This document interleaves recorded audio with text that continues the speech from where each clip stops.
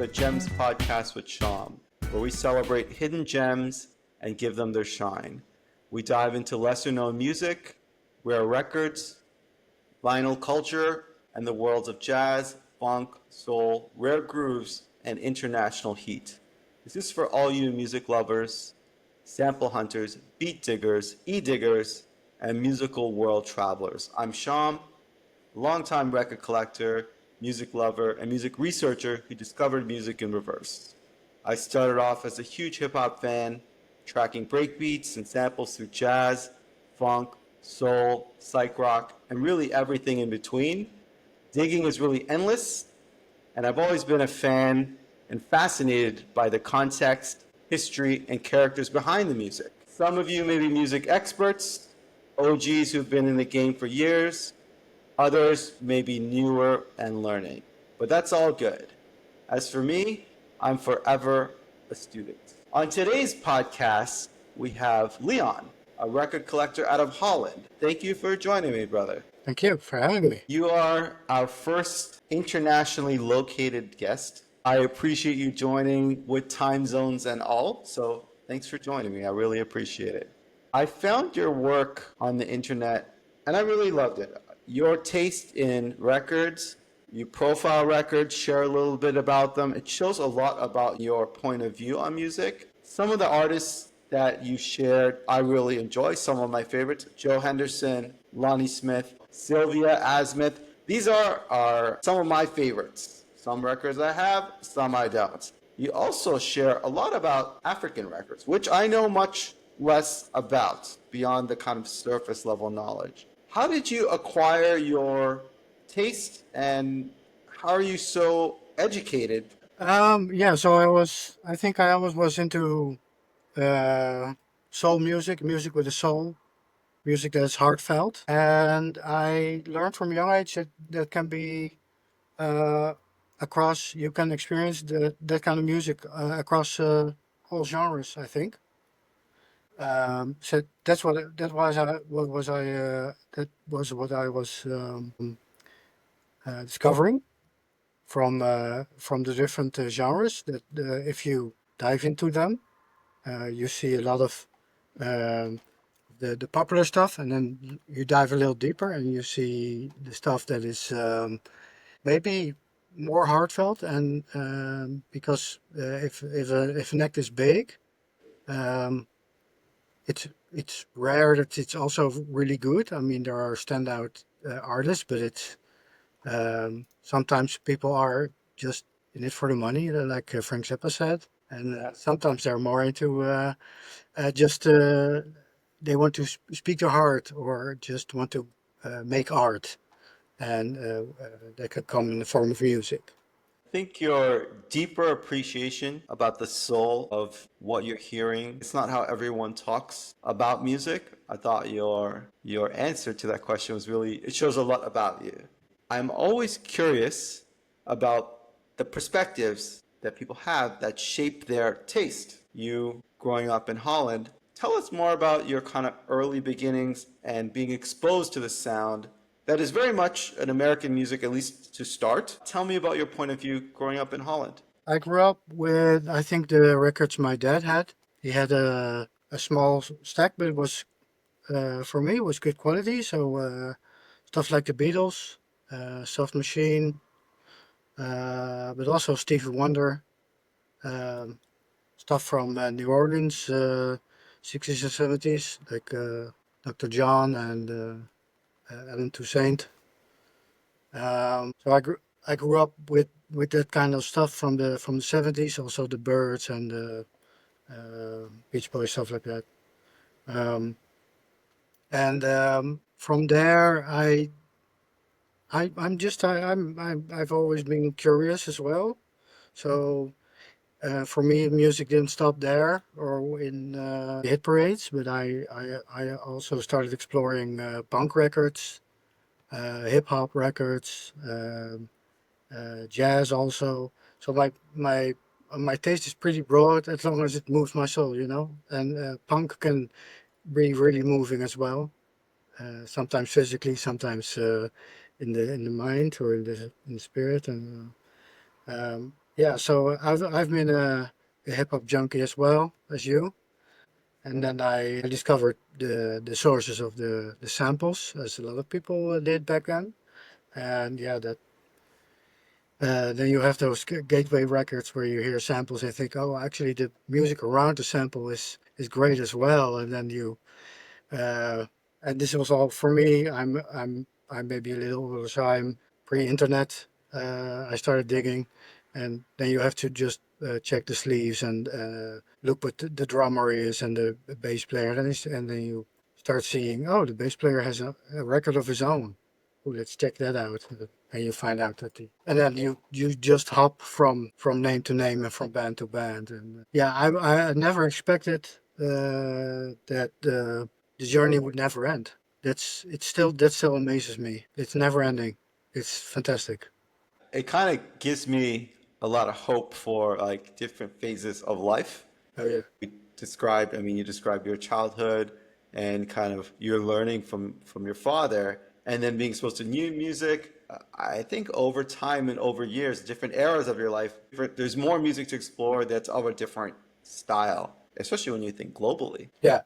Yeah. Yeah. So the thing you if you appreciate music just more than being enjoyed by listening to it on the radio or watching it TV or whatever, then you what is interesting is if you open your ears to other uh, sort of music than the four on the floor American stuff. You know, if you just start listening to records from India or Africa, or then you hear really different patterns and music, and you have to get acquainted and get to know what this language, this dialect of music is saying to you, and that's also very rewarding if you dive into it, and it gives you a lot. I dove into Latin music and African, and you see African, of course, is a continent, so you have a lot of different styles from all over the continent. Well, but it goes on, and yeah, that's what I really like. It's just the exploration. I think that's really something I can relate to. I find I can travel through listening to music from around the world, even American music, the depth to it. If you allow yourself, you can take a bit of a mental journey. I think that's fascinating. I think your development of your taste growing up in Holland, I would bet that many of our listeners don't really know everything about the Netherlands. There's a topic that I would love to hear a bit about. That is the Utrecht Record Fair. It's a legend to me, Correct. and I'd love to hear your kind of perspective collecting there. There are two. I think there are two topics to address. The first one is um, Netherlands as a country that has a lot of influence. It's just a very small piece of land, surrounded by England, France, Germany, Scandinavia, and a lot of the music from those countries, Belgium, comes into the Netherlands, is imported. Besides that, the most popular culture is the American culture. So there's a lot of import of American culture, has been in the 20th century. So it's a lot of influence from there. Besides that, you have the typical influences of the former colonies. So Indonesia, Suriname, and some Caribbean islands that also bring their own um, music and language into the culture. So it's a melting pot, really. So there's a lot of different music to be found in Holland as well. So that's I think maybe a little more than maybe in other countries in Europe. I was into soul music from an early age, and really my first musical hero was and still is Prince. In 1988, I went to um, his Sign of the Times movie in the theaters.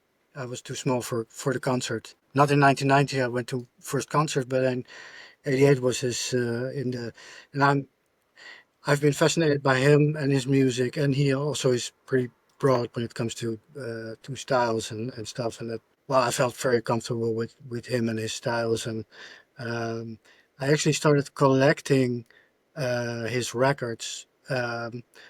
It's a different kind of collecting, um, as I turned out to be.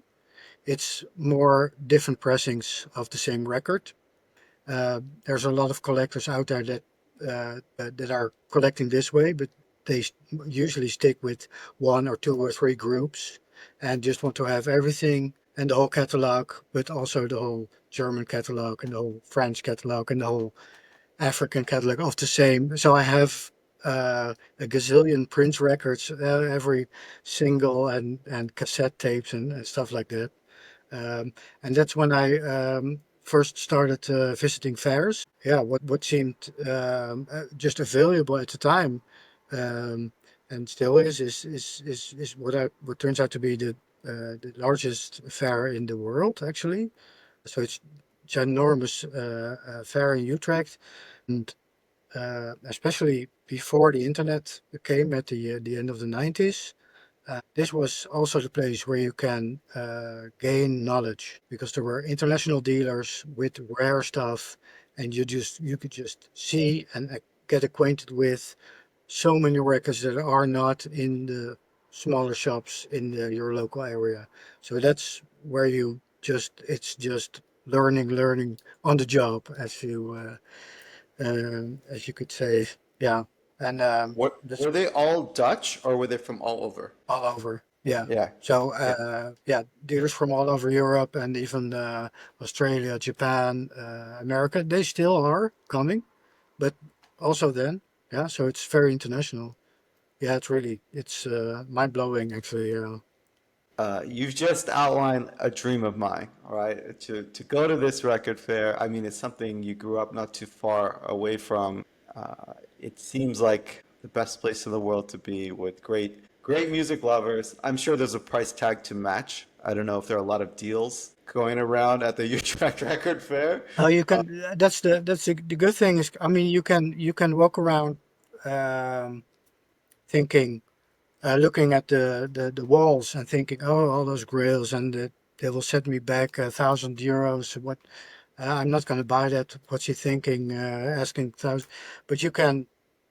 There are so many dealers. I mean, there's literally hundreds and hundreds and hundreds of dealers. So, and they all have crates on the floor as well, for the euro diggers or the dollar bin diggers, and so there's always stuff to be found. Oh, and there are always found great grails, and the stories go around at the fair. Yesterday, someone found this and this in the crates and stuff. Yeah, so it's for everyone. Yeah. The picture you're painting sounds amazing to me. My mind is kind of filling in the blanks of what it would be like. Mm. It sounds amazing. Even as I guess there's DJ culture, record collecting culture, it's a part of it. When you travel, I mean, you're gonna have to ship the records back. It's a part of it, but that's life. I mean, that's what makes it so unique. And I've heard so many legendary stories about it, about different records that have maybe become popularized through there. I think about records like Placebo Right. and Mark Moulin. The sound to me, those insanely good records, I always associate it with the Netherlands. They're a Belgian band, by the way, but I mean, not far off. And I was associated getting popular through those fairs. I think so. I think. Um, well, they had their fair. I mean, Mark Millar has his fair share of fame with T-Lex. Had some Moscow disco stuff like that in the early '80s. But Placebo is a fairly obscure band, jazz funk from Brussels, and records were pressed in maybe 2000 a piece. So they weren't very popular, but when people started sampling those guys and heard the proto hip hop stuff they made, they became very popular in the 90s and became holy grails very quickly. Yeah. Yeah. When I think of Grail, that's what I think about. I think about Placebo. I think of Mark Moulin, and it's incredible music. Yeah. I mean, it was also very sampled, but not as much as you would think. I mean, sampled. I think there are records that are sampled more. Sure. It's Yeah. all, yeah, Of yeah, course. yeah, Of course. Yeah. yeah, yeah. So you mentioned some of the Grails that you would have found. what are some of the artists and records that you think people don't talk about enough? And for our listeners, I mean, I have a feeling you're going to learn a lot. Um, what I do notice with the younger diggers, I'm also a part-time DJ, and I have a monthly radio show, and I meet a lot of younger cats that dig and like the same music as I do. And what I see what I see is they have a lot of knowledge from for their age. I mean, when I was in my early 20s, all my knowledge had to come from the back of the sleeve and the inner sleeves and stuff like that, and maybe TV documentaries or stuff like that. There was no internet. Internet is the big game changer when it comes to knowledge. At the same time, I see they are following a different path towards the knowledge. So my path is knowing the big names like Kool and the Gang, Ohio Players, Curtis Mayfield, Al Green, stuff like that. They don't know it. They know obscure library records, but they never heard a Marvin Gaye record, you know. And then they say to me, "Well, Les, I put on the Marvin Gaye record. I was blown away." I said, well, what you expect? I mean, if you heard Marvin Gaye for the first time, you're gonna be blown away. Yeah, so it's a different path. People are who are not are in deep into the rabbit hole. I would still suggest uh, look up the big names first. So the James Browns and the Parliament Funkadelic and stuff like that. If you're into soul and funk, and for jazz, uh, it's another, but also there, the big names, I think, are the interesting ones. I think that's a fascinating topic you mentioned. You're right. The internet has supercharged everything and learning about records. It's hard for someone to measure what's popular and not just by listening to YouTube. So I don't blame them. I mean, I've been guilty of the same. I've been guilty of the same. I remember I was buying records at a record fair in Toronto, Canada. That's where I grew up. And there's a record collector that I know. I mean, I knew him then. He's a DJ, he's a producer, hip hop producer.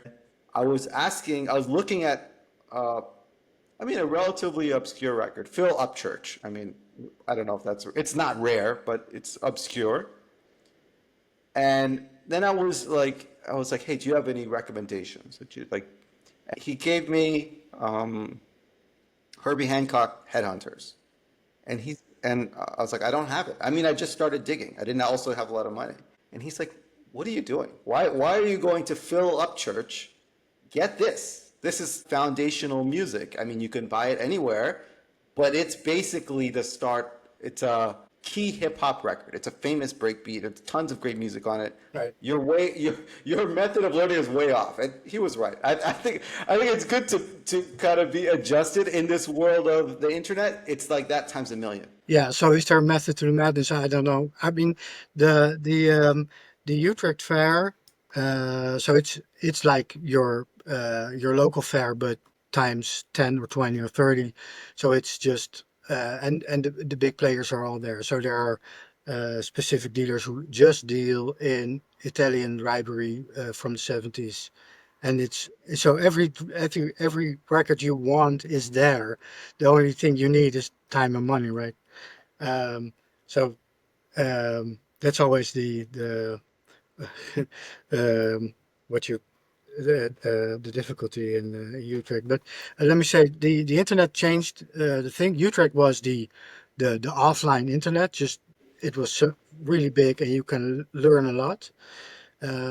Nowadays it's different. I think it's great as well to get to dive deep when you want into all kinds of rabbit holes. I still don't think because you can only listen to music in one speed that you cannot compress the time to get acquainted to all the music. So it doesn't really matter where you start because it will be an endless journey. Or as Yeah. the folks from Soulsort say, it's an endless flight. Yeah. Yeah. That's where I learned about the rare stuff and the grails I learned on the internet fora At the early 2000s, it was things like Soul Strut, where people showed their finds and their e-digs, the first e-digs and stuff like that. It was a tight-knit community, and well, you need community to build the knowledge as well. It makes it quicker. I did a lot of stuff I did on my own, to be honest. But when I found the internet in the late 90s, I'm a techie as you, so I had internet very early on, and a website early on, and my eBay account's from 99, I think. I bought, I just typed in funk album. The first time I did that on eBay, I saw all those titles and I didn't know what they were, and they all looked interesting. I got lot of stuff from there too. Yeah, the early days. Yeah. I think it's interesting, those eras of record collecting culture and digging culture.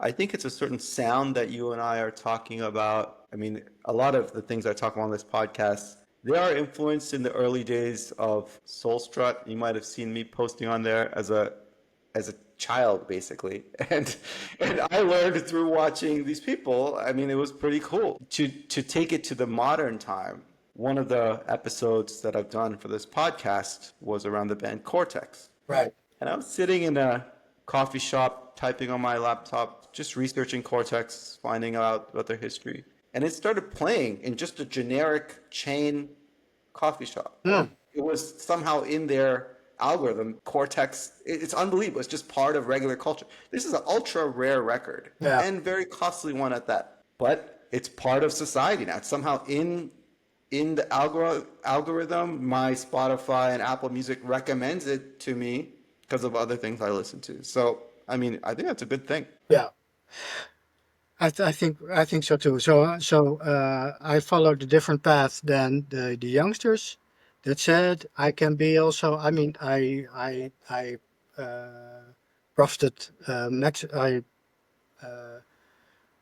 my profits from the internet are maxed. I mean, I learned so much so quick from all those heavy collectors, and just people are just into one niche area and just figuring out stuff like awesome tapes from Africa. I mean, how can you, where do you even begin? I think there's so many niches to explore, and the internet is great for that. So the knowledge you can gain and I mean, it's just fantastic. So I'm a little envious. So if that's your starting point, that said, I mean, it's all good. And there's, as someone else also said, there's enough records for everyone. So I'm also not jealous of other guys who have good records. It's it's all good. Yeah.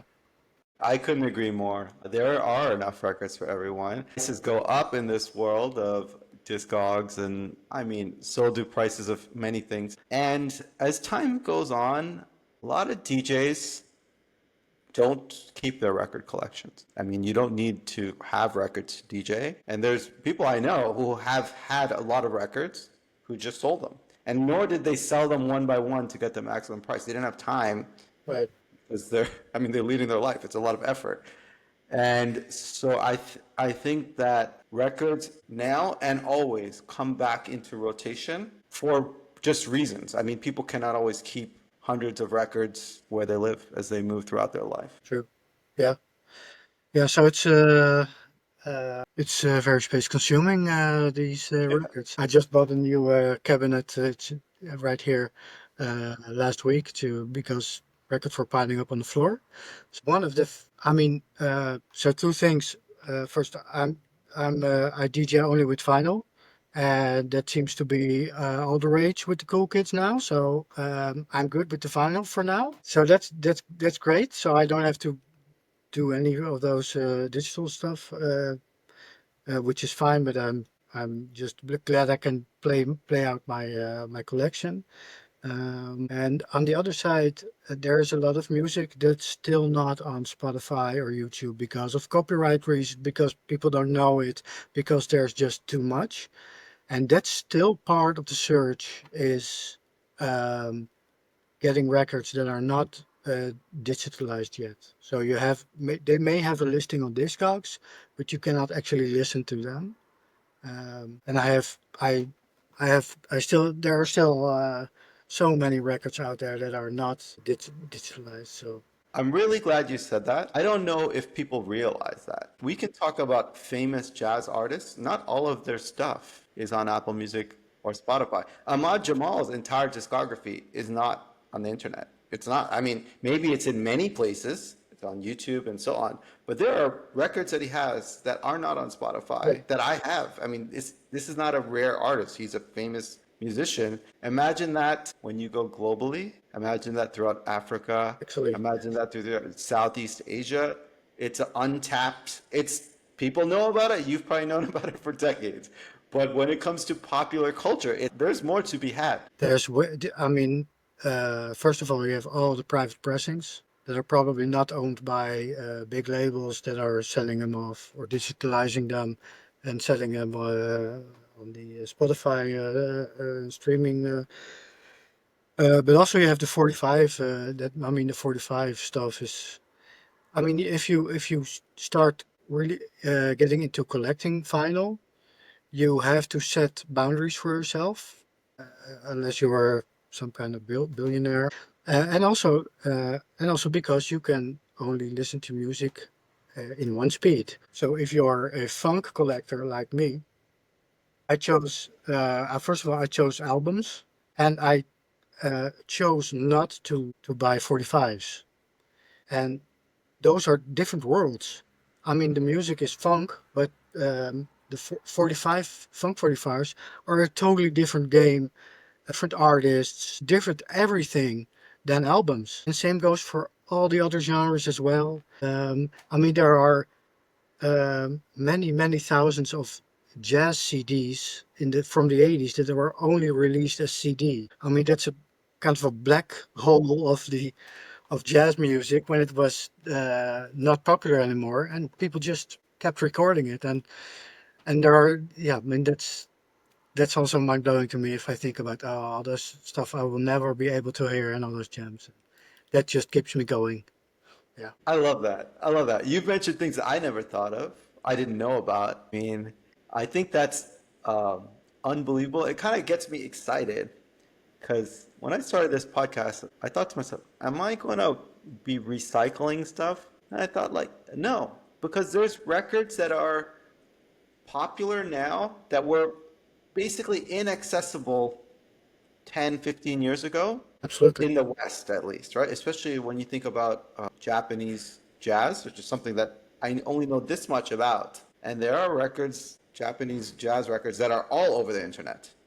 Right. And they just weren't that easy to find before. I think you've touched on so many interesting topics, and a lot of the knowledge that you have shared now, and I think our listeners and viewers will really benefit from your point of view. And you've mentioned some of the grails or lesser known artists that you kind of have in your collection. What if you share with us some of your favorite records or albums that you think that people know less about or are underappreciated? But yeah, so you mentioned Placebo and Cortex. One that might be a little more under the radar and just as good, I think, is the Solus Lacus album. Um, it's by Belgium guys. It sounds it's also jazz fusion, and it has the same funk stuff. Soul is Lacus. I've never heard of that record. It's a hell of a cover also. It is a hell of cover also. Yeah, and this is something in Latin. I forgot something with sun, and Lacus is, I forgot. Lacus means lake, so it's like sun lake, but in Latin. All right. What country is that record based out of? Belgium. Belgium. All right. There's something in the water in Belgium Yeah, in yeah. Belgium in is the great. late 70s. Yeah. So this is like I think 74. I think. Well, I have to check, but um, two records that have a Dutch only release, but are from Salsoul. Are these two? This is one by Steve Washington from Aura and what's the other? From Aura and from Slave, I think. This is a great one. It's Modern Boogie, and so is this one, the Network. I need you. Network. Network. I need you. It's also a Mother Boogie killer, and Okay. due to some copyright issues, it was supposed to be released in the States as well. It would have been maybe a regular or a staple actually, but it was only released in Holland in few quantities, so it's a rare Modern Boogie record. There are also two 12 inches from this one. They're Dutch only as well. That's like we're sitting in a living room listening to records. That's exactly what would probably happen if I went to your your house in Holland. You'd probably be pulling out tons of records I had no idea about that I would be dying to remember. That's I mean those are the fun nights where you can share and just listen and yeah, the last one I got is from my good friend Rob. He's on the East Coast in New Jersey. He got me this one. This is by Roy Brooks, Ethnic Expressions. This is for me. I got a reissue early on in the early 2000s, and for me this is a gateway into spiritual jazz and conscience jazz and um, the whole culture of the Black Panthers and do it yourself and that whole movement, which is very important for music in the States in the 70s. I think this is a great example off the beaten path because the the labels like Tribe and Strata East are known. This one's less known, but that's good. So it's Ethnic yeah, expressions. Ethnic Ethnic expressions. Expressions by Roy Brooks. I'm writing this down like a nerd. I mean, it's recorded, but still, you're really unearthing some things I've never heard of. The labels Tribe and Strata East. The average person may not be as well versed. There are many people who are learning through this, so I would encourage everyone to check out Strata East, which is a label that is unbelievable. As a younger person, I always knew about it. They were very expensive records. But I didn't really listen to that type of spiritual jazz as much. As time went on, that's mainly what I've been discovering. The different artists on Strata East, I'm fascinated with them. I'll share a little story that I find interesting. I'm a massive film fan, cinephile, watch movies around the world, and sometimes these worlds of jazz and digging and film intersect. A lot of great musicians do soundtracks. I've always been a Spike Lee fan. Maybe during the pandemic, I was watching his earlier work, Right. which is very low budget. And I was listening to the music, and I was like, oh my God, this is unbelievably great jazz. And I started researching, like, are these soundtracks out? I mean, these soundtracks are not available. Spike Lee, one of the world's most famous directors, and also a cultural figure. You can't listen to the soundtracks of his early work on streaming platforms. It's not available. And I was wondering, are there records pressed? Like, no. And then I started researching, like, well, why is this music so good? Who, like, he was, 18, 20 years old making these films in New York. I mean, Spike Lee's father was a session player on Strata East. Bill Lee. His Yeah. name slips my mind. He's a great, great musician and unbelievable jazz, all in that vein. Right. Yeah.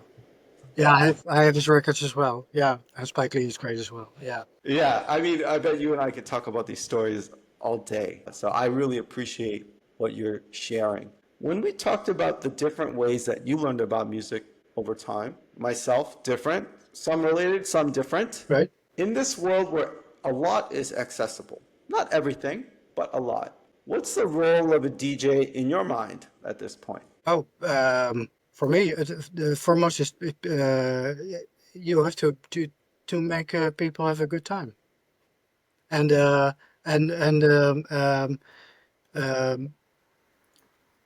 I think what I do is I try to imagine what kind of people are on the party.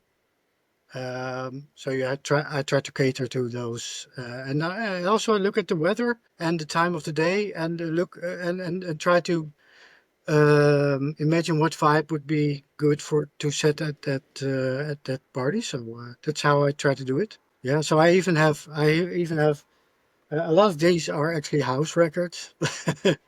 because I'm also a big fan of 90s house and proto house going into house and how that developed from um, so that's I mean good music is everywhere, so there and um, I mean especially house is good to play out in the at parties, but sometimes it's just Brazil or jazz funk stuff like that. Yeah, I do jazz at those listening bars are up and coming all over town. So it's good to then you can I can spin some more jazz records. I mean that's also a big chunk of my love for music is in the jazz, as you know. I think that's a really thoughtful response, thinking about teaching, about the weather, people having fun, your overall intention. I think it's really thoughtful. I'm not sure if all DJs do that.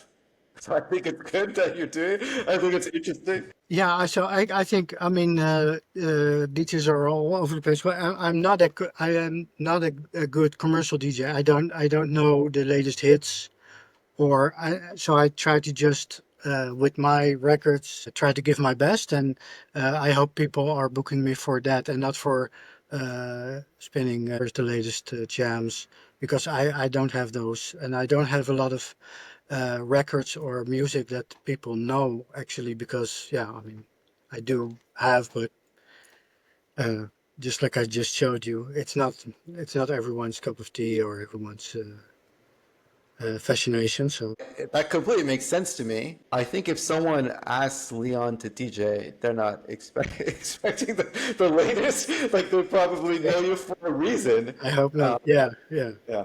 I think one of the positives of being around over time and seeing the cycles of music culture is seeing these listening bars come up all over the world. yeah, Japanese in origin. They have a very cool take on this ritual of listening to records, and I love it personally. yeah. It's I fantastic. love it. I do love having a drink and kind of astral traveling, listening to music. And I love it when the DJ knows more than me, which is not always the case if there's a lot of listening bars. I mean, sometimes it's just someone who has no idea what they're just there because it looks cool. But I like when I can learn through the DJ. And I think it's a nice trend. It's a nice way to appreciate vinyl. I think it's good. I mean, it's good for me. I think it's good for everybody. It's fantastic. Yeah, it was. I had a session in Rotterdam. I think last year I had a. It was a deep dub session. So all Jamaican dub from '70s, all instrumental, and there was this French guy, French saxophone player, and he played along on some of the dub. So that was super to have the record interact with the saxophone player, and it was for the people that were there was super.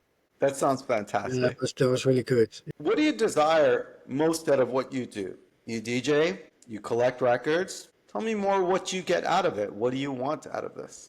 For me, it's just it's feeding into my emotions. So I think one part is maybe wanting to experience the levitation of the music again and again and getting lost or astral traveling as you call it. Um, and the inquisitive side of me, the curious side, wants to know if all kinds of music can do that, and they can, and it can. So it's that's why always go. I always take turns. Oh, want to hear about more about this? Oh, this island. Okay, let me know. Explore the whole island and everything that came from it. But close by, and the search never ends. So it's yeah, it's a fascination. Yeah, it's maybe a fetish. I don't know. It's great.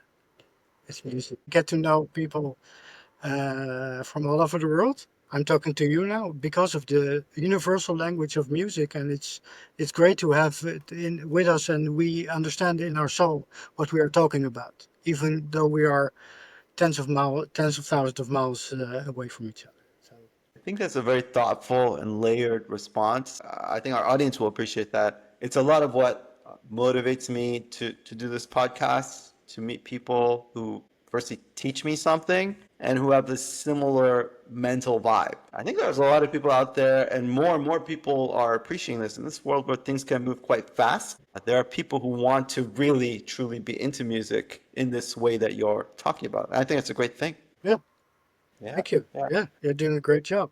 Yeah. Thank you. What brings you energy? Things that maybe you're working on now or in the future related to music or otherwise? What excites you in this world? Well, besides music, I'm also a IT nerd, so that excites me to a certain point. Me new stuff, diving deeper. Also, I'm into politics as well, so that's another third of my occupation is, or not like, well, occupying time anyway, is being active on that front. Um, and yeah, and music is the rest. Yeah, I mean. Of course, my family and friends. They come first, but everything else is after that. I think that's amazing. It shows a lot about you. It's always interesting to hear what people are into in their life. I mean, you're certainly a deep record collector. You have fantastic taste, and it's good to hear about the different sides of you.